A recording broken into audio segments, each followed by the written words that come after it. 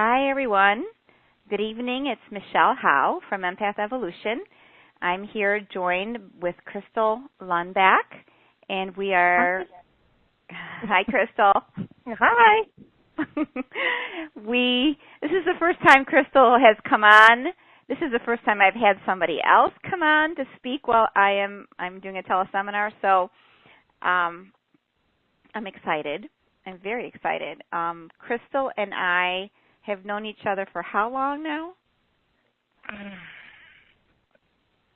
At least 5 years. Has it really been 5 years? It really has, because I've been around about 7. So it's been at least 5 years. Oh, wow. Oh, wow. I know. That makes me really pause. Crystal and I tonight are going to talk about some different topics that we think are important, and we're hoping that, you guys can pop in with some questions or some topics that you would like us to talk about. There is a chat on here. Oh, Brandy did say hello to me. Hi, Brandy. If you are listening, so you can listen to this like on the computer, through the computer speakers, but when that happens, I really don't know that you're there to unmute you if you want to talk. Like if you have a question or something, I can unmute different people. So if you call on the phone, I can unmute you. But if you come on the webcast, then you'd have to submit a question. So if you're on if you're on the phone, you don't see the chat, you can't put a question in, you can raise your hand with like a *2. You raise your hand because you have a question, and then, or you have a topic, or you have something to share. So at this point, I know Brandy is on, so I want to hear, I want each of us, I'm going to conduct this like I do an in-person event where I welcome everybody for being here, and I'd like to do an introduction so people know a little bit about each person that's here, and then what you're here specifically to learn, or what questions you have, or what you have advanced in, or what big ahas came to you, what successes came to you. Because the journey of an empath, I call it a journey, and it sounds like too big of a thing when I put it that way, but it is. To me, when I look at people, I look at them as how awake are they, how aware are they, how sensitive are they, where are they on the healing journey.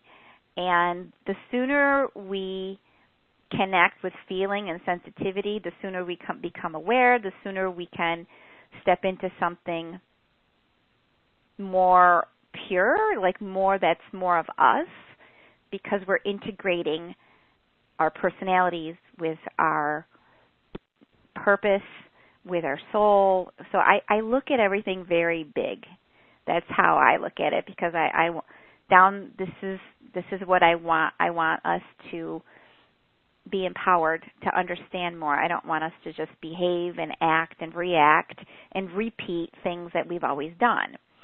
So right now, there's a phone call that you guys can call, and Brandy is the only one that I can unmute. So I'm going to have Crystal talk a little bit about herself, and then Brandy, I hope you don't mind, but I'll unmute you and have you introduce yourself. If you are on the computer and you want to call in, the number is, hold on, I have to find, what did I do with the number? The number is area code 425-440-5010, and you'll need the guest PIN code, which is 1764668 and a £. Awesome, Crystal. Thank you. You're welcome. Crystal, I'm going to have you introduce yourself first, and then we'll go to Brandy. Share a little bit. Well, I'm Crystal, and Michelle likes to talk about the awakening that she had.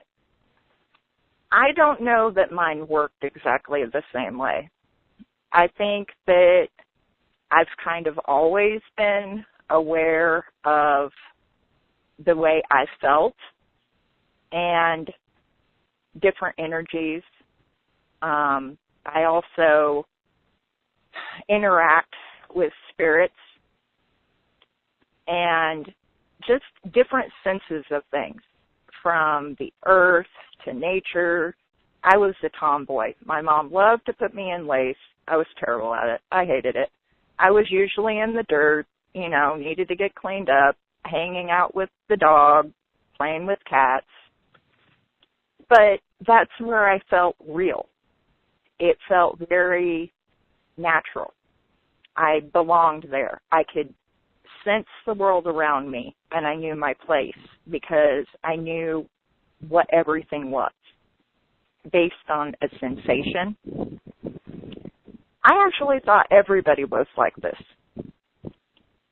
I didn't fully understand that other people didn't experience the world the way I did until I was probably about 12 or 13.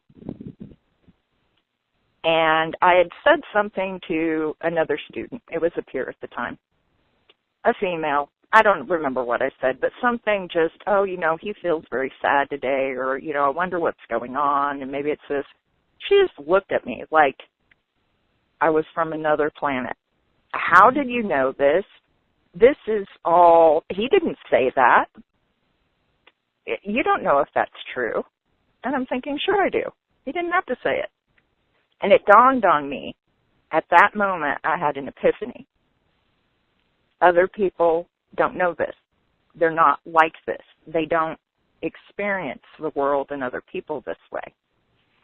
And it took me a while to actually joggle that around in my brain. Like, well, how do they? And so my journey kind of started there. But it was both me continuing to have my experiences the way I always have, but to also study people, for lack of a better word, to try and puzzle them out. How is it that they experience the world? How is it that they feel things? What do they think about? What's important to them? Where is it when they're sad and broken and truly ready to give up? Is it really because of the external world, or the fact that they haven't found who they are? They haven't found their place. And my journey's kind of been more like that, where I continue what I'm doing. I continue learning. I'm got books on everything. But it's also trying to figure out where other people come into play and how they sense things and what I can relate to them that might be a guiding point so that they could look at it in a different way, investigate it on their own, the way they sense it, and hopefully be somewhat helpful along the way. So that's kind of my journey. I didn't just one day go, oh, wow, I'm feeling all these things, and I don't know if it's mine. That hasn't been me. So mine's a little bit different. So anyway, that's me. I love it when you put words to your story, because each of us has like that very unique view and that very unique way that we relate. And I don't think, like, unless the conversation is broached like this, we're not going to ever see how we experience and connect to other people and reality and situations. And this is how, the study of people is what I've seen most empaths get into, whether they realize it or not. They're observing. They're absorbing sometimes too, but they're observing and observant. And a lot of us go into nursing or psychology, counselors. We understand things at different levels. Whether we're always aware of that is a different story. So thank you, Crystal. You're welcome. I am going to unmute Brandy. Hello. Hi, Brandy. Hi, can you hear me? I can. How are you? I'm doing well. Well, a little about me. I don't really talk about myself much, since you probably knows that. I guess growing up, I've always known I was different. Like you were saying about empaths observing people, since a young age, I've always just been a people observer, just watching people. Just, I could always tell what people were, I guess, thinking or their emotions. I could always pick that up. I didn't know for a long time that wasn't a normal thing, I guess. Just not being able to, I don't know, just interact with people without already anticipating what they were going to go ahead and say, how they were feeling towards you, and everything like that. I don't know. I've always been a people pleaser, I guess. Now, that's really it for me. So, Brandy, is there something specific that you're looking to gain a little bit more awareness about or handle differently at this point, or do you have any questions? No questions right now. I just was curious to see what was going on while I was doing some other things. You're funny. Okay, sounds good. So I'm going to unmute you, and if you have a question, just do like a *2 to raise your hand, and I can bring you back up. Okay. Okay. All right. So, Crystal, what topic do you want to talk about tonight? You know what? Whatever's chosen, you go first and I'll go second. But I think Brandy called in because she hasn't heard my voice before. Oh, is that your Brandy? I think so. That's awesome, Brandy, because see, it's true. I didn't put that together. I had gone into Empath Educational Center before to take a look at what was going on in there, and I talked with Krista. I said, I'm really impressed with your Brandy. She's I'm really impressed good. with Brandy too. Yes, she is. But I hadn't put that together. So wait, hold on. It's got to be her. Hold on. Brandy, is that you? It is. I see a cat on here. That's great. It's great. It's nice to meet you, Brandy. Nice to meet you. All right. So a topic, I don't know, the topic that comes to mind for me is boundaries. It's a topic that I want to talk about is it next week? Next Thursday, I want to talk about it with the group of people that are sitting all in a circle. You know, what does boundaries mean to you? When are you stepping into other people's energies and unwittingly, crossing up, really moving into something that's not for you to take care of or take responsibility for? And what does it mean for others to get out of my boundaries and stop imposing their thoughts and their wants and their projections on me? Because, we live in a world with people that are constantly talking, having something to say, interacting in some way, sometimes, positively, fun-oriented, and other times, all these emotions, whether, really high or really low. We're always interacting with one another. We're always in some sort of situation where it could be a crowd, it could be a person. So the natural tendency is for me, my comfort level has always been one-on-one or small group. I can do like a bigger group as long as I'm not emotionally connected to those. Like when I go in, so boundaries to me is like my frame of mind, my energetic like how strong I feel energetically. When I feel stronger, I don't mind going into something, stronger and more grounded. I don't mind going into something crowded because I know how to stay within.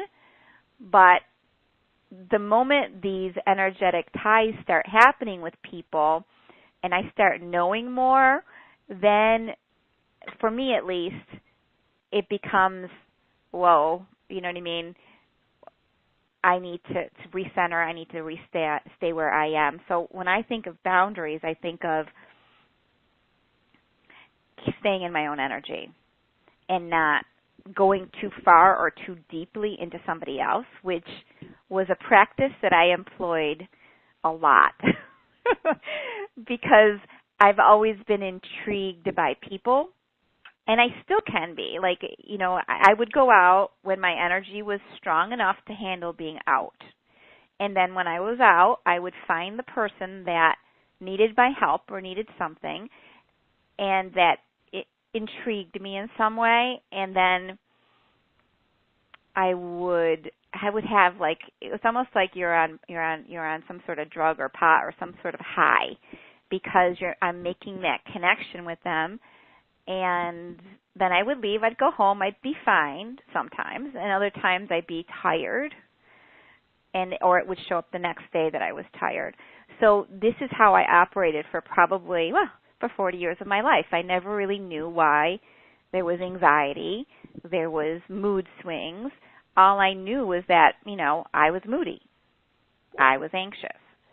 And I did not have the awareness that you have or had or have, Crystal. Not at all. I was just, I could analyze a person. I could look at them and see what was going on, and I knew things about them. But it never dawned on me that I was just having fun, in my opinion. I was just kind of, that's who they are. Oh, that's who they are. Like it's a different flavor of ice cream that I was tuning into. But what it was doing in the back end was like I was not consciously aware of that as I am today. So, Crystal, what do you think of when you think of boundaries? I guess there is the energetic part, of course. But for me, I don't have a problem with big crowds.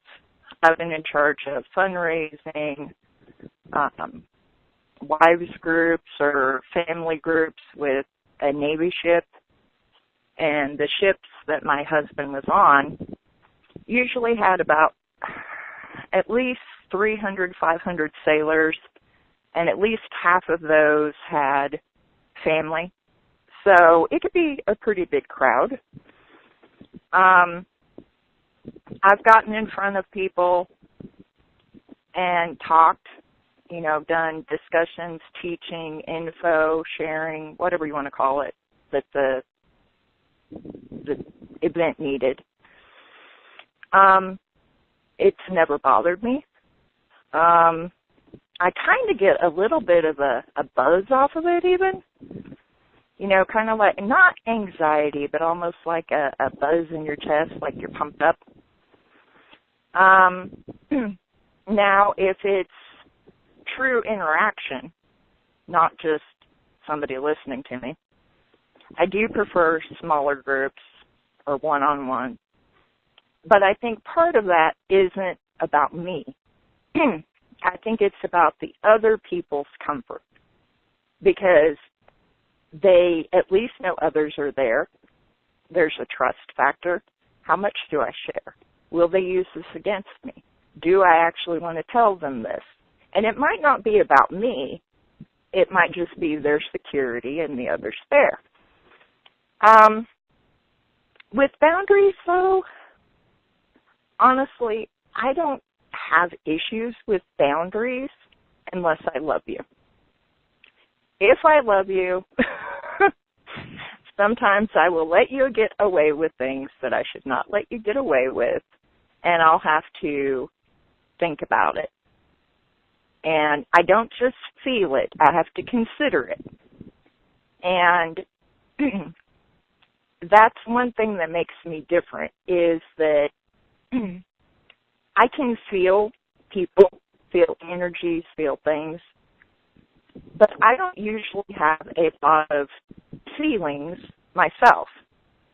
And I'm talking about emotional feelings, not physical feelings. Not, like tingly skin or whatever. I'm talking about actual emotions. I'm more of a constant. I just traveled that way. It is my home base. It is where I know I need to be. If I get an actual emotional feeling that messes with my home base, be it anger, sadness, frustration, or just the recognition that you're sucking me dry. I love you, but this is crap. Yeah. Then I have to think about it. But when I think about it, it's in terms of solutions. How do I put this to the person I love in not only the most effective way, but the most kind way, but also in a way where they know this is a line. You've crossed it. I recognize you crossed it, and I'm not going to keep doing that. That's usually where my boundaries have issues. It's not just everybody. It's the people I truly love. They're the ones that can get up on me once in a while, and I'll be like, hey, I don't like that. Why don't I like that? How do I feel? What's going on here? Then I'll have to discuss it with them, and I do. I don't have a problem with confrontation. I know a lot of people do. I'm not one of them. And I don't mean it in a mean way. I don't mean it in a argumentative way or I have to win way. It's a way where I am telling you how this is for me. And I'm hoping that you accept it. And I haven't had anybody not accept it because they know I love them. I'm not doing it mean. It's just that you need to stand on your own feet too. You're pushing too much. And that's usually where my boundaries have issues. And I recognize it. But you know what? Sometimes there's ebbs and flows. That's just the way people are. Well, the interesting part is that each of us functions just a little bit. I mean, I teach about the energetic centers. I teach about, we're all coming from different experiences with different approaches to how we interact with others. And a lot of it is unconscious, and a lot of it is, it's just what we've seen mirrored in who we are, like the energies we hold. Like, I don't know, because when I listen to different people, because being an empath, when I listen to their energy and I tune into their energy, sometimes it's too skittish, other times it's too uncertain, confused, not confident, and other times it's, no, I know where I stand, I know who I am, this is what it is. And then there is the sharpness of the judgment that some people send through, and they project it out at everything else. For the most part, Crystal, I've always seen you, I'm sure we all have our things, but you don't come from a place of assumption. You're actually very careful when you speak and how you speak and what you say, so you don't trigger other people. It's a very, to me, it's a very developed approach. But because you're not coming in on the emotional end, like I'll come in on the emotional end because I think people get that. So it's a little bit easier for you to be objective because you're not going into the emotion, or you've developed an ability to kind of separate out. I think it might be my personality. That, yeah. And it's funny because when you talk about personalities, let's talk a little bit about personalities.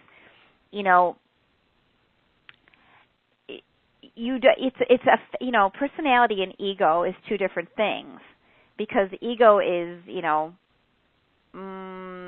they kind of overlap a little bit, but your personality is something that even as you develop and you raise your vibration, your personality is something I think that stays with you, because it's almost like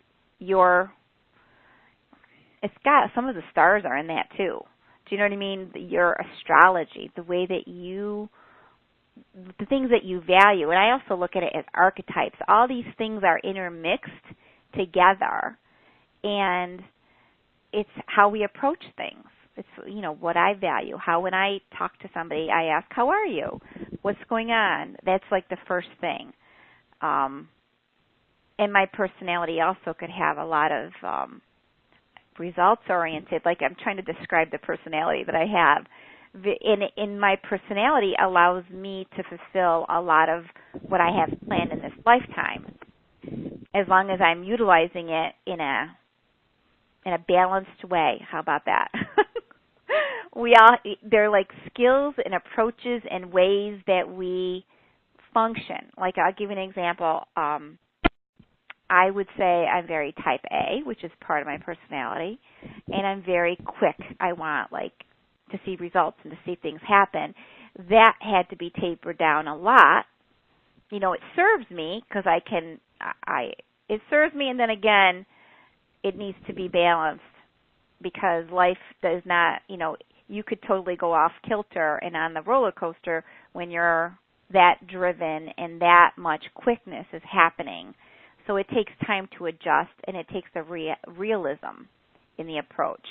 So, when you look at it, the astrology, when you look at the signs, they do have something inherently correct when you look at someone and someone's got the traits of a Gemini, someone's got the traits of a Pisces, someone's got the traits of an Aries. So a Cancer. Throughout the years, and even when I was young, I would like kind of study that, and I'd be like, oh yeah, I knew you were that. Oh, and then let me go read that up on that a little bit more. Like I knew the signs as it related to my family, and I started to put pieces together of what a Gemini acted like, and pieces together of what a Taurus acted like. And then I kind of studied up on that a little bit. So what do you think about the personality concept, Crystal? I think that it is the way you experience the world and experience yourself. That's my opinion. Now, astrology, I've got a book. It's like everything you need to know about astrology, and I think there's some fine print spelled out in simple terms. Well, I'm terrible at it. Okay, I've tried to study it. I've tried to understand it. It's one of the things where it is just one of my weaknesses, and I've come to realize that while I'm interested and I'm fascinated that people can, do astrology readings and they can do the natal charts and tell you things that sometimes you didn't know. I can't do it. I'm just terrible at it. But my personality type is kind of an oxymoron for an empath because I'm ENTJ, which means I'm extroverted, intuition, thinking, and judging. And when you look it up, it always has the little sign for Napoleon. I'm Napoleonic. But yet, I'm a Cancer. So I'm nurturing and stuff too, I guess. I am called to the water. I love summer. I hate winter. I know it has a purpose, but I just don't like it. I like the night. I like the night much better than the day. But when you draw down to some of these, I started looking into it because, on paper, my husband and I should clash. We should not get along at all. But we obviously do. He is the same personality type, but he's an Aries. And I thought, well, how can this be? Everything I'm reading is telling me, this is terrible. So I got the book. I realized my, what is it? You got your sun sign. My moon sign is Aries. Yeah. So I've got Aries in me, too. and my rising is Libra. And somehow, when you start looking at all these combinations and reading, not everything fits me on any one. It's like I take a third of each one, and that's who I am. So I don't think that there is an exact way to say how somebody is, because no one's the same. You've got your personality, you've got your astrology, you've got your experiences, you've got your gifts, you've got your healing, and really you can know certain things about people, but there's always going to be tidbits down in the deep that sometimes they don't even know. And I think some of that is where things come out through life, through the journey, through the experience, through the healing, and even through the trials. Sometimes the trials bring out more than all the happy, fun stuff. At least in my experience it does. But I think that kind of plays into your boundaries too. What are your weaknesses? What are your strengths? And that ties into your boundaries. And I think that's why I have issues with the people I love. I think it ties into me being a Cancer, a homebody, family. And I think that probably affects the way I'm affected, what really matters, in a way. Well, it doesn't mean that the other people don't matter, but the people I love are the ones that, you know, can actually push it a little bit. Yeah, for the most part, I would say boundaries with me, and what I've seen with a lot, the boundaries get pushed because I see their potential and the light in them, and I don't like to see the dark. I shouldn't say dark, the density, the ego, the personality, the reason why people sometimes don't come from the heart is because they have fear.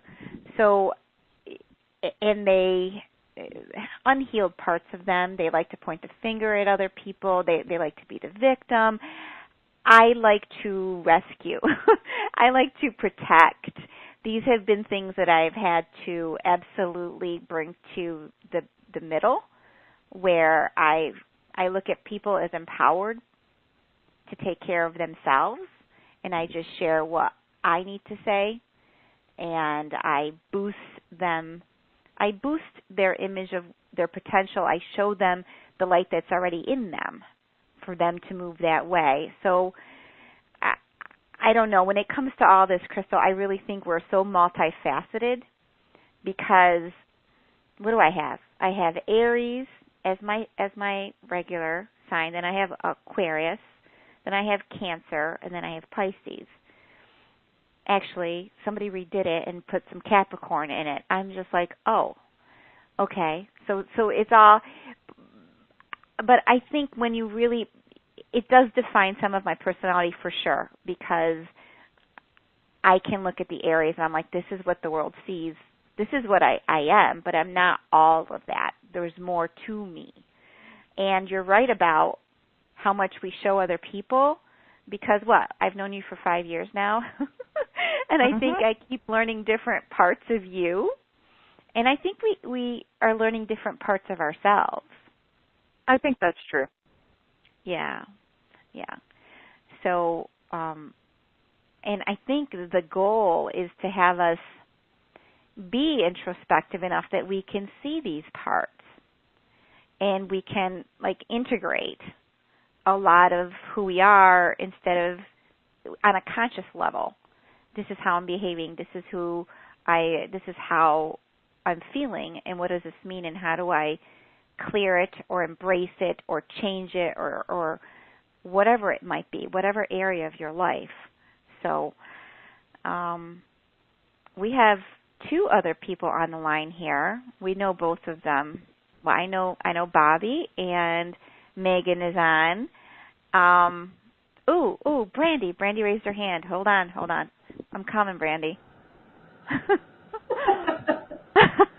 Hi. Hello.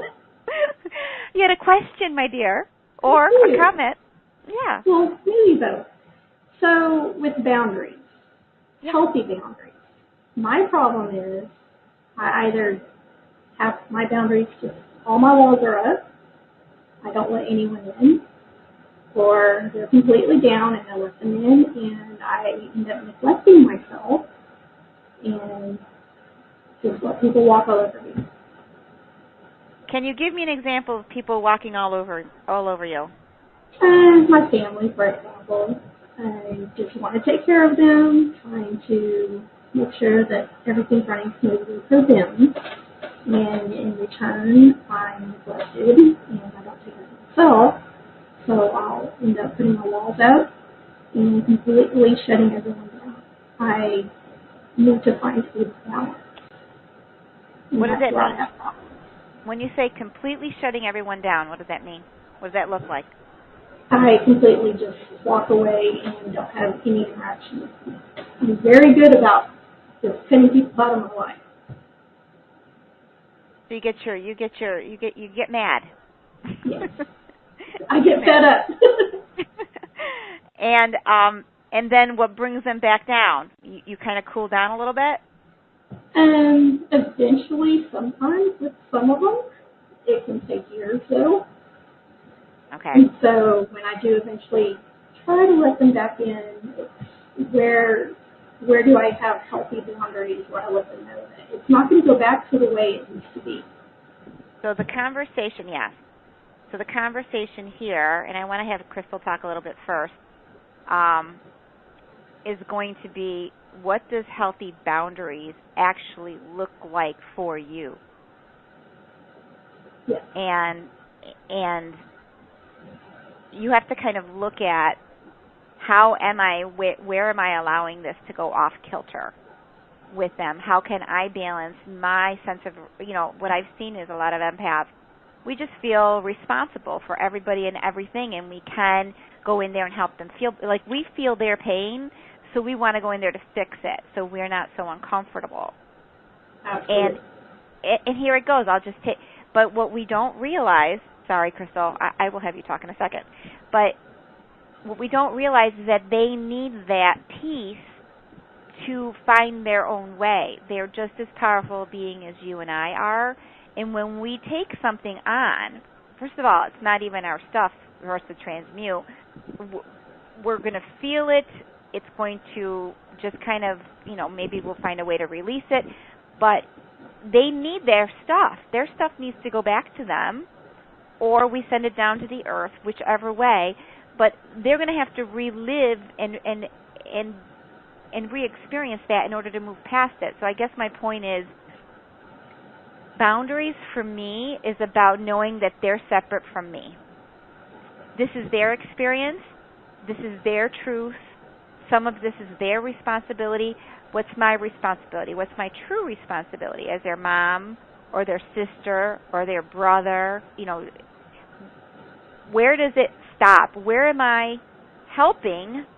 Where is my help helpful, and where is my help a crutch, which makes them feel better or takes care of a situation for them? Because we're all caught up in those family dynamics where, I know these very well. Michelle, can you fix this? There's something wrong with Mom, or this is going on with your brother, and can you talk to him here, or your daughter isn't, we've all been in those situations. So the boundary gets crossed when I feel that I can solve it. It's my solution. I have the answer. I can take it on. When I start getting in the weeds of somebody else's experience and somebody else's emotions, I lose perspective. I lose my center.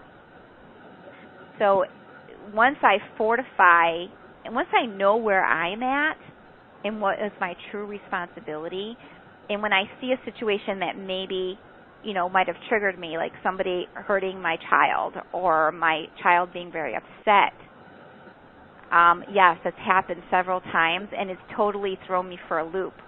And then I'm like, oh my God, I just took on all of her emotions. I'm like, what happened here? So it's been like a trial and error, but the more advanced, I say that advanced, the more wise I become about my space and my responsibility, and I see her for this is her experience and her life, the more I separate. I give her room, she gives me room, because we all need room. And when you get too much into the nitty-gritty of your family, you don't control. I don't control my son. I love him. I don't control my husband. I don't control my mom or my brother, my brother-in-law. I don't control how any of them do anything. So to hold on to my own energy, I give them space, and I trust that they're going to take care of it.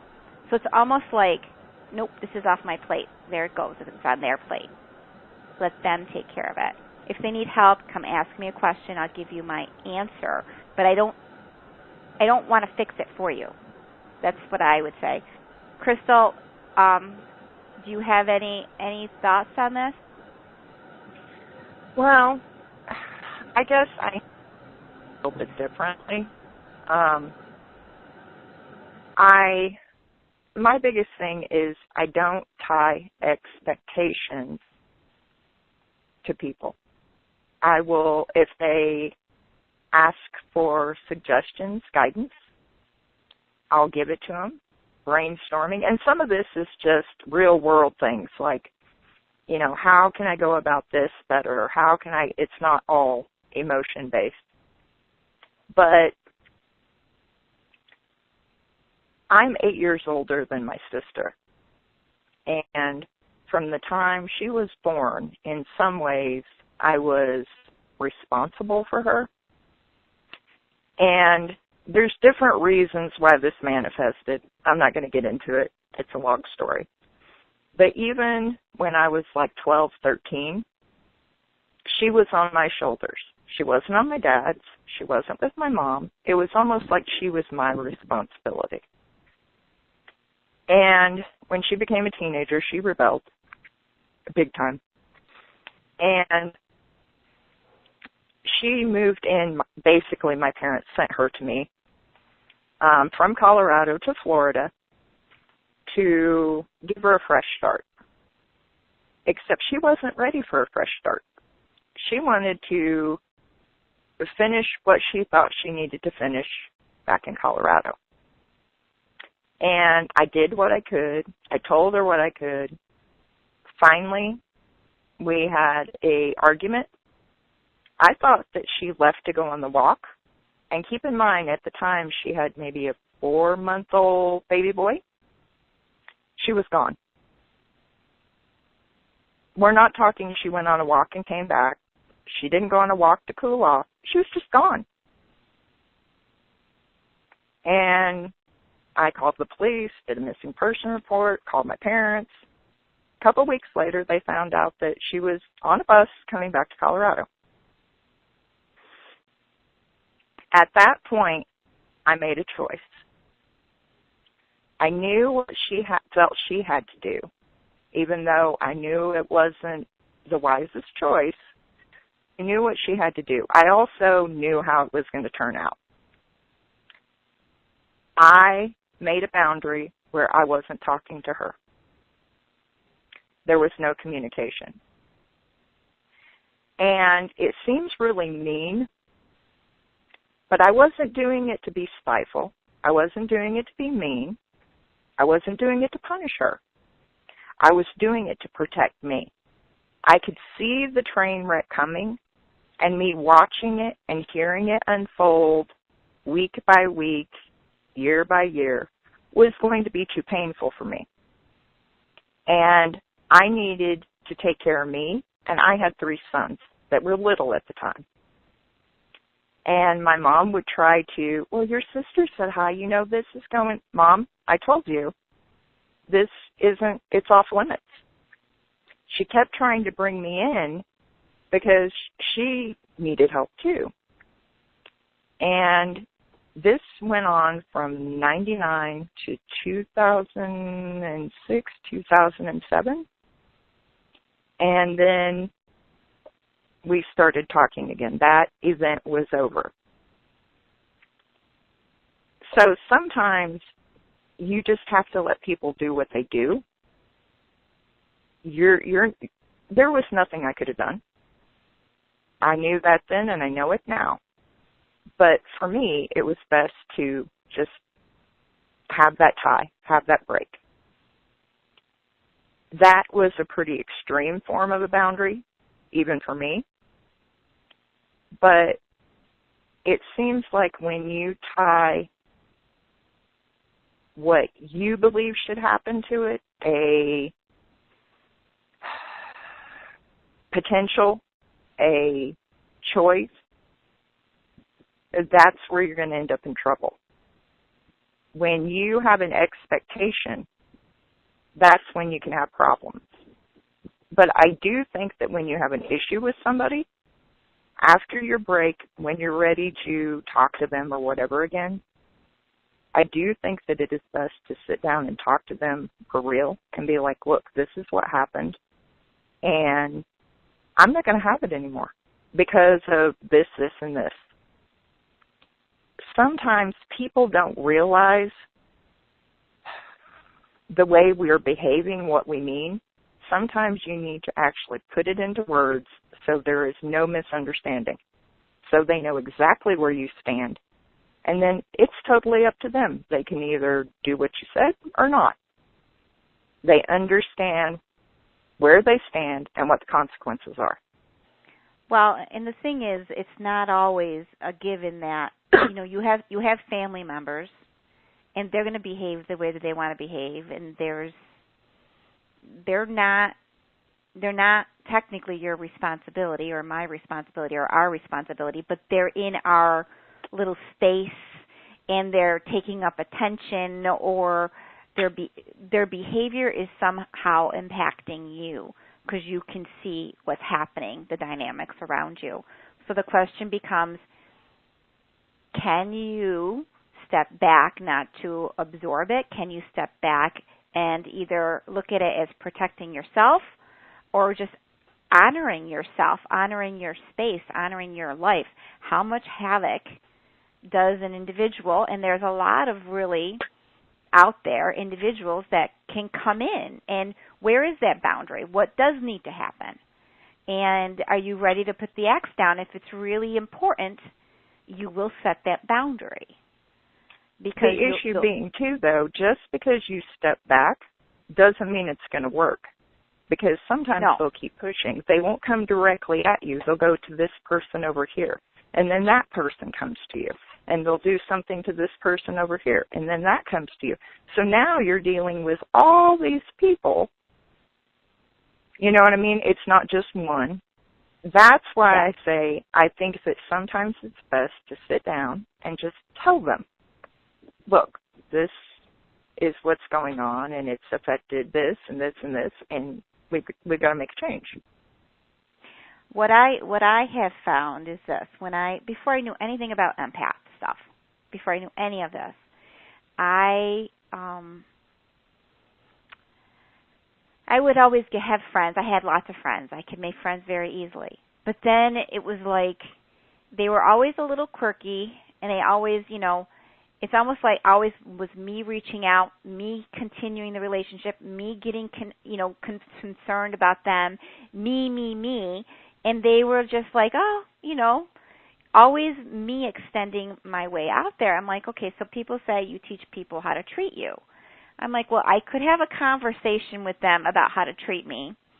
And you know what? It would go in one ear and out the other because it's not their way of relating. It's like me imposing my wants in this relationship or in this interaction that we have.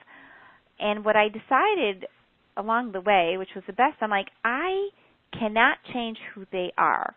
If this doesn't just flow the way it needs to flow, then for me, I'm just going to step back from it because I'm getting caught up in a trap of me chasing something, being connect. I was always very, very, very much into my friendships and how they're doing. Like, I never understood why. And I always had to have these energetic cords around. But, and it differed depending on the person. And then once I started to see there were some crazy cords out there, and there were some one-sided cords out there, and then I started cutting them. I'm like, no, I don't want this person in my life. I don't need this person in my life. And it was almost like everything was on their terms. Believe it or not, with the strong personality that I had these relationships that were like that. So I think that, like, if I have an issue with my brother or an issue with my sister, I could absolutely talk to my sister, but I often, like, just let a little time pass, and it kind of smooths out, and it's okay, not a big deal. It's kind of a little cowardly on my end, but I don't like that confrontation piece that you're talking about. Oh my God. I would rather just kind of step back or even eliminate something than have a confrontation about it. What I've found is that it's more, I think I'm more afraid of the way I'm going to say it than, like, I'm afraid of being triggered. Because if they respond in a certain way to me, it's not, I might not be able to keep my cool and be able to express it. So it's this whole thing that you said before. Like, when you're in a small circle, it wasn't for you, it was for everybody. It's like, I can feel how they're going to react.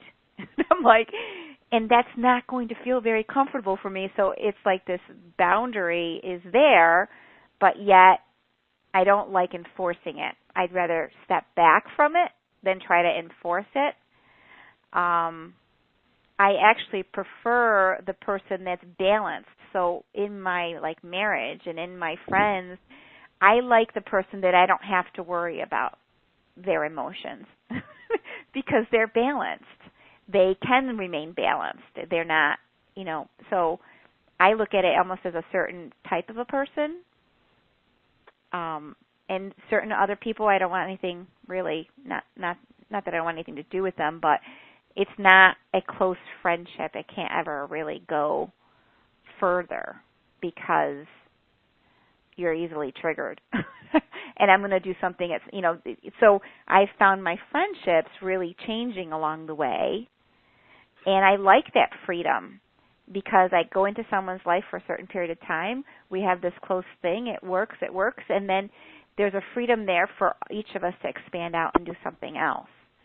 So I don't know. When it comes to the family dynamics, it's a little tricky.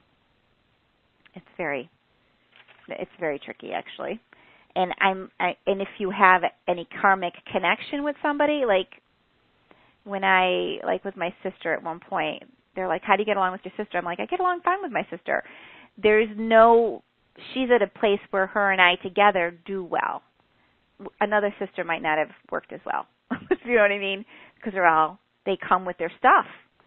And an example of a boundary, Crystal, are you there? Mm-hmm. An example of a boundary that I think is really cool. We had a guy come to our house when we first had our children, and he was trying to sell meat, prepackaged meat that you put in a freezer. And I was not used to saying no to things at that point either. And my husband, he was a salesman. He had us, like, in the corner, and this is how much it is per month, and this is what it's going to do. And I'm like, at one point he was so pushy. If I didn't, it's like I mustered up all the energy that I had in order to tell him exactly where it's, like, he wasn't going to hear no. You should have seen Crystal. Oh, my gosh. I was almost mean. I would say I was mean. I told him to get out of my house. I told him. I actually did that. And I didn't love the guy, but certainly if you don't say your piece, somebody could run over you very easily. So I don't know. That's what I wanted to say. I think that's true. But again, I think some of this comes into experiences. Yeah. Because my husband was active duty military. I didn't have a buffer 80% of the time. So you had to. I had to. I was the line. I was the only one standing. And I had to be blunt. I had to be, I don't want to say that it's rude or forceful. It's very direct. Like, you have no options here. When I say no, people don't question it. They might try to be like, well, you know, I said no. I mean, I can say it 3 or 4 different ways. No, no, no, no, no. They get the idea. But I think some of it is based on my situation, my experiences. But it doesn't mean that I think I'm being rude. I mean, I'm just being honest. You know? I like that. Oh my gosh. So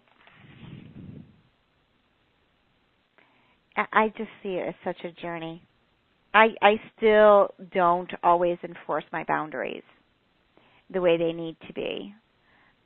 And I don't know where they need to be because I don't want to be super harsh, but I want to be, where I want to be is very self,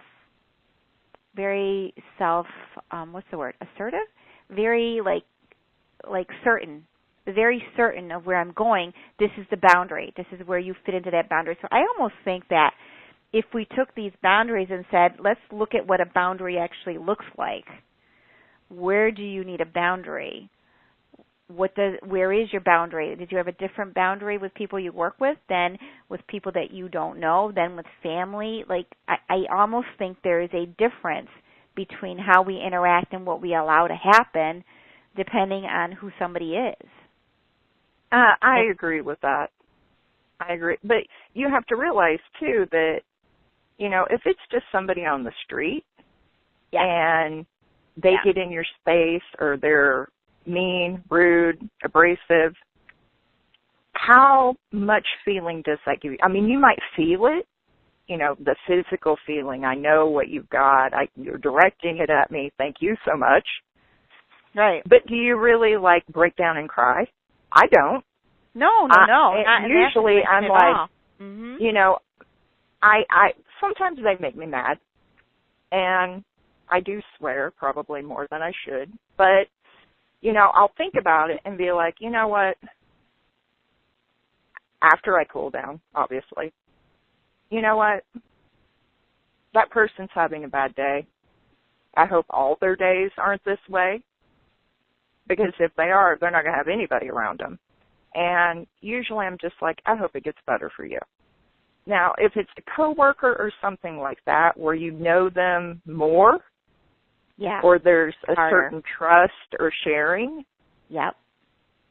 when they lash out for whatever reason, I know I've had some pretty good ones, I had to really evaluate it.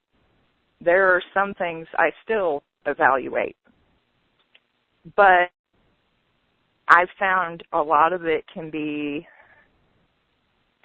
there's definitely lessons there. Does it hurt? Yeah, it hurt. The reason why it hurt is because I cared. But I also realized that, you know, some of the reasons why it happened, their perspective, their feelings, and I think in some cases they weren't aware of their feelings. You know, Most evaluating. People are not aware. Most people are not aware, Crystal, of. Maybe, but some of these people probably should have been. Anyway, but you know, come to a point where you're like, you know what? Maybe I could have done some things better. But often when these situations happened, in my experience, it has been because I did place the boundary. I put the boundary down, and they reacted to it. They didn't like it. And I didn't care. Let me rephrase that. I cared, but I wasn't going to change it. And I think sometimes with family it can be that way too. You know, they'll push and take, and you're there and you're there. You set a boundary, people react. And they don't always react in the best way. But sometimes you do need time to reflect on it, see on it, decide, did what I say, you know, was it too far? Was it not too far? If it is, you know, then you need to go back and say something. But if it's not, then sometimes you just need to stand back and wait for that person to come to you. And sometimes they will. Other times we'll just try to smooth it over like it never even happened, you know. And then you just kind of wait and see what they're planning to do. It's the caring part. When you start caring about somebody or caring about a situation or worrying about, you know, do they love me? Do they not love me? Are they going to badmouth me? Now what? Like it pulls in more parts of us that are insecure over what just occurred. Like if you know your behavior and you know your boundaries and you know your intention, then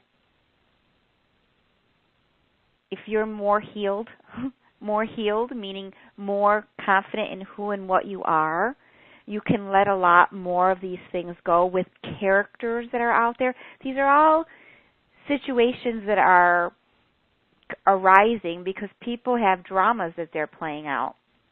If you want to be part of the drama, you can be, or you can, you know, here's this drama. Cool. Let me just watch this. I'm not going to react. I'm not going to, I'm not going to get into it with them. I'm not going to engage their drama anymore. Let their drama just, this is the part I want to play, which is back over here. Let the rest of it just kind of fall. So I think, when I think of a certain side of my family that has tons of drama, I go and I watch and I observe and I hear, and I'm like, I'm so glad I'm not in the middle of this. I'm not saying another word. Like, that's how I actually behave, because I want to like each one of them, and I can like them as long as I don't get in the middle of their stupid stuff. And I say that very nicely, because some of the stuff that they are so into, to me, is just, it's just a game. It's just a play. It's just bogus stuff. And I don't want to be in that. I don't really, if they want to, that's fine. So what I do is I take it very, because I can play in and I can play out, like I go there. I'm not in their life. I can be kind to them. Like, they're not in my world. I don't allow that in my world. And if they come into my world a little bit, guess what? They come in, they go out. Hello, I'm so happy to see you. Goodbye, you just went out. So that's how I manage that side of chaos, in my opinion. Because if you ask my, if they, I don't know. I don't want to say anything else, because I don't really think that they are aware of what they're creating. And they do have beautiful hearts in certain ways, but they have like a soul, and then they have all this drama around them, all the stuff that they like to do. And I'm like, oh, that's great, but guess what? I don't want any part of it. Keep going. I think some of it is the difference between our humanity and our soul. Yeah, absolutely. And those are two very different things. Your humanity has the rules and the societal norms and what's expected and what's accepted, and your ego and your place and where you think your place is and where you're comfortable at and all this stuff. And your soul doesn't care. Your soul's like, you're a soul over there, and I care for you. I hope you do better. But I don't care about all that. And sometimes that's the defining line. We have to have a line. Otherwise, we're going to get pulled into everything. Everything. And people have a lot of everything that they like to pull people into. Brandy, I'm gonna unmute you for a second. You there? Yeah, my connection got lost, but I'm back. So, did we answer your question? Yes, you did. You got two different people's perspective and then a big, huge talk around it, too. Yes. But, a lot of this stuff, I just want to say, it's stuff that you learn as you go along. Like, it's not like my mom or school or anybody taught us about boundaries. We learn it when our boundaries are crossed or when things go awry. And I've met plenty of empaths that they cut out certain people from their lives. And as much as I really don't like that, because I want everything to be nice and cozied up and fixing things. But then I think, what if I had this person in my life? What would I do? And there has to be a boundary. Like, there has to be. Because some people are going to be chaos. And you can love them and you can absolutely try to help them, but when is it help and when is it codependency and when is it really just bullshit? Do you know what I mean? Well, the other thing, too, is sometimes just removing them is easier than reinforcing the boundary that somebody ignores and reinforcing the boundary and you know what I mean? Yeah. At some point, you have to decide, are the benefits and rewards worth all of this extra work and energetic drain? Is there progress for me or progress for them? Sometimes you have to actually look at pros and cons. But when it comes to boundaries, have I had experience? Sure. Hasn't everybody? Am I perfect at it? No. No, I'm not. The other thing, too, is every situation, even with the same person, can be a little bit different. There's always a progression. There's always the experience. And sometimes you just have to keep going with it and keep trying with it when it comes to family or people like that. But I don't know that there's an exact correct way or incorrect way. Yeah. Some of it is what you're comfortable with and what's working for you. And if you're comfortable with it and it's working for you, then there's no problem. You don't need to fix it if it's not broke. Right. So, Brandy, do you have any more questions? No. I think I realized what the problem is. It's just trying to figure out the balance between boundaries with my family versus everyone else. Well, I think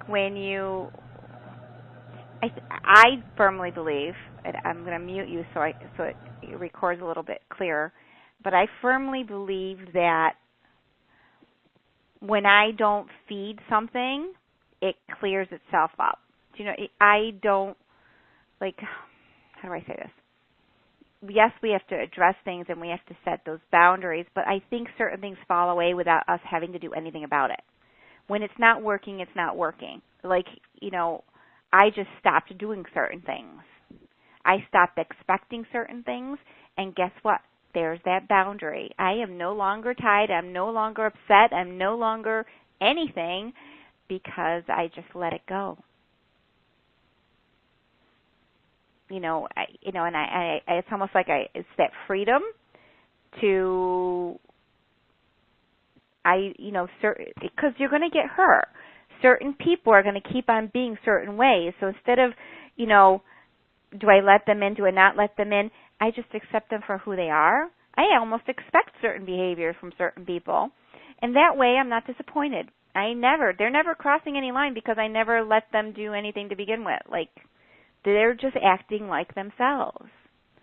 And they just didn't come because they never come. And I might not even invite them next time because they're not going to come anyways.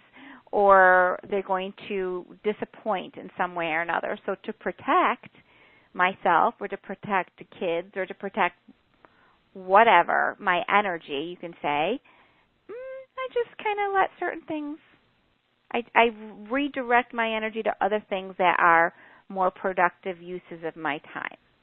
You know what I mean?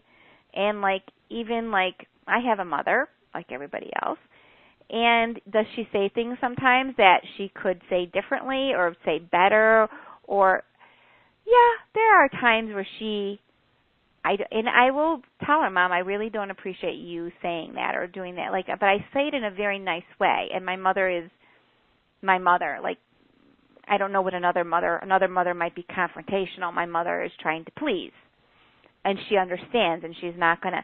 But sometimes she's just unaware that she just crossed a line, or she just did something that I'm against.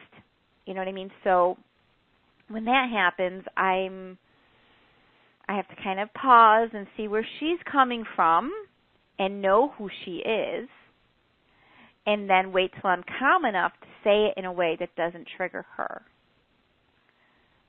Does that make sense? Yes. The other thing, too, though, is sometimes people that get triggered over a boundary, yep, and they react in probably the worst way possible that you never saw coming. Mm-hmm.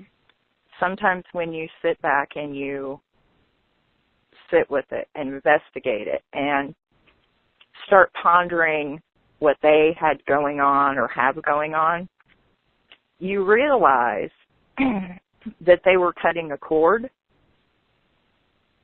in probably the worst way possible. But the way it was done, you became the reason that they could break free. You could be the blame because they couldn't do something on their own.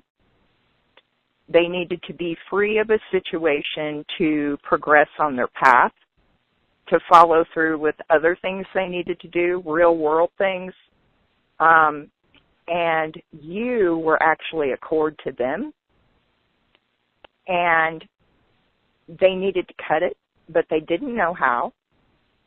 And when they reacted badly and hurt you, it actually wasn't about you. That's and brilliant, sometimes Crystal. Boundaries bring that out.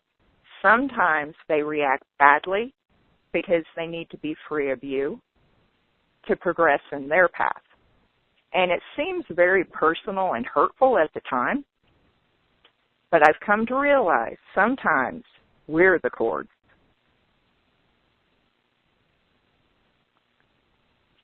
So this goes back to this. We're each playing a role to help one another. Sometimes service doesn't look like service. It looks like a confrontation. It looks like a horrible mother, or it looks like a disadvantaged, a person that's not very elevated in their choices in life. But each of them is serving to teach us something that strengthens us in some way. And I hear you on us being the cord and they need to separate from us, because we're not here to stay the same. We're here to change. So right. Each person, it serves for a little bit, and then what? Then we need to move on. So how do you move on to do X, Y, and Z when you're doing A, B, and C? Do you know what I mean? Right. You can't. So it's serving a purpose. So actually, that's awesome. That's awesome. So I think that unless we have any other questions, which I don't have any, then Crystal, do you have any ideas? Any thoughts you want to share? Final thoughts? No, not right now. I mean, we went over kind of where we started, where we're at. We talked about boundaries. Yeah. And I think that that's two pretty big topics for one connection. So. Yes, it is. It is. So, thank you, Brandy, for coming, and we had a couple others that called in to listen. And this is kind of cool, Crystal, because I talk to you all the time, and now we can do it actually in a way that we're recording it, and there could be people asking questions. So we'll do it again. Why not? Sounds good to me. Okay. So, Brandy, thanks for being here.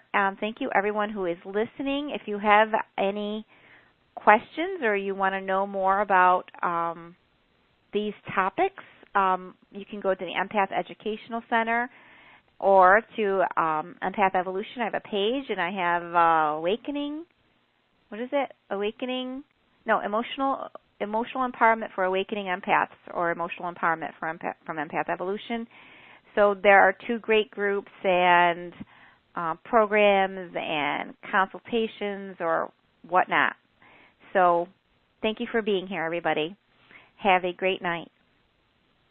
Bye. Bye, Crystal. Talk to you soon.